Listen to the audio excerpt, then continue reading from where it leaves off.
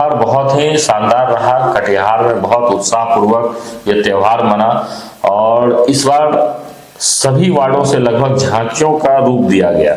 जो शोभा यात्रा हम लोग देखिए, आप चर्चा करते होंगे, कोई लोग जुलूस बोलता है और हम लोग बार बार शोभा यात्रा बोलते हैं। तो हमारे यहाँ शोभा की चीजें प्रदर्शित की जाती है। हमारा पुराना इतिहास क्या रहा है, हमारे आराध्य का क्या रूप है, उसको हम लोग प्रदर्शित करने का इस यात्रा के माध्यम से समाज में जो हमारे संगठनों का काम है। 100 वर्षों का आप देखे होंगे कि विश्व हिंदू परिषद बजरंग दल ने रक्तदान के लिए एक झांकी बनाया था। तो वो झांकी सिर्फ झांकी मात्र नहीं है कि आज निकाल दिया और हो गया। सालों भर विश्व हिंदू परिषद बजरंग दल कार्यकर्ता समाज के सहयोग से जरूरतमंदों के बीच रक्तदान करते हैं और उनको रक्त की कमी की आपूर्ति कराते हैं। आपने 100 वर्षों का आरएसएस का एक झांकी देखा होगा, 100 वर्ष शताब्दी वर्ष लिखा हुआ होगा।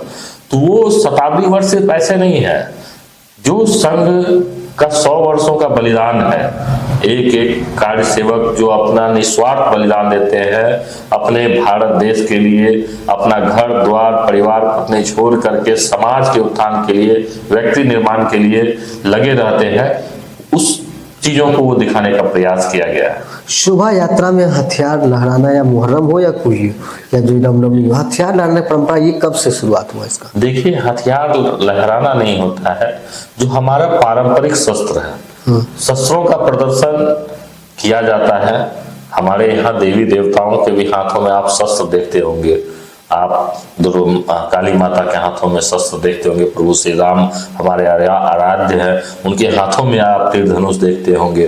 तो ये शस्त्र हमारे आराध्य जो है हमारे प्रभु ही रखते हैं और हम लोग उनका अनुसरण करते हुए वो शस्त्र का प्रदर्शन करना बोलिए या वो अनिवार्य है। आज के डेट में शस्त्र और शास्त्र दोनों अनिवार्य है। क्यों अनिवार्य है? एकदम बिल्कुल अनिवार्य है। जहां अगर अत्याचार हमारे शास्त्रों से अगर वो लोग नहीं समझ पा रहा है, शास्त्रार्थ करके नहीं मान रहा है, तो वैसे अत्याचारियों पर उसका नरसंहार करने के लिए शस्त्रों का जरूरत पड़ता है। जैसा कि आप देखे होंगे कि नरसिंह भगवान जी का अवतार हमने भी दिखाया। तो नरसिंह भगवान क्या है, क्या अवतार लिए? अब जो व्यक्ति नहीं समझ पा रहा था, बातों से नहीं समझ पा रहा था, उनको अभिमान हो गया, उनको जो वरदान मिला उनका गलत उपयोग करने लगा और समझाने पर भी नहीं समझने लगा, तो अवतार लिए और उनको अवध करना पड़ा। तो जरूरी है, शस्त्र और शास्त्र दोनों जरूरी है। ये पुराने काल से चला आ रहा है और उनका अनुसरण करना चाहिए। आज के भी परिदृश्य में लोग, नहीं लगता है बच्चे लोग में गलत प्रभाव पड़ता है हथियार लेके लहराना या फिर घूमना या शोभा यात्रा में शामिल होना, इम्पैक्ट गलत पड़ता है बच्चों को? कोई इम्पैक्ट गलत नहीं पड़ता है। बच्चों को पता होना चाहिए कि हम क्या है। हमारे यहाँ कुछ साल भर बच्चों को तलवार नहीं दी जाती।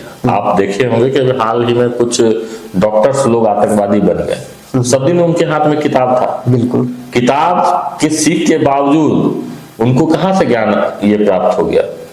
तो वो संस्कार पर डिपेंड करता है कि संस्कार कैसा होता है। हमारे यहाँ संस्कार दोनों दिया जाता है।